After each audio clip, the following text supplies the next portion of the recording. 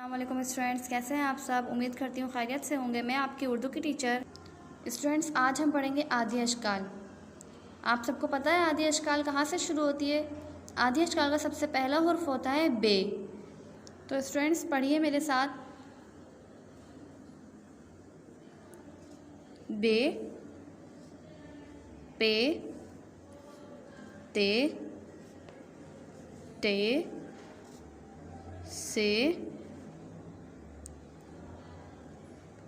Gym, चे, हे, खे,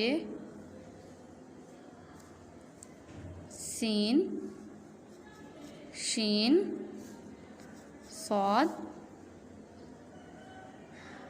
सौद, आइन, गैन, फा, क़ाफ, काफ, गाफ, लाम, मीम, नून, हा, या। ओके स्टूडेंट्स, आप सबको ये कंप्लीट करना है।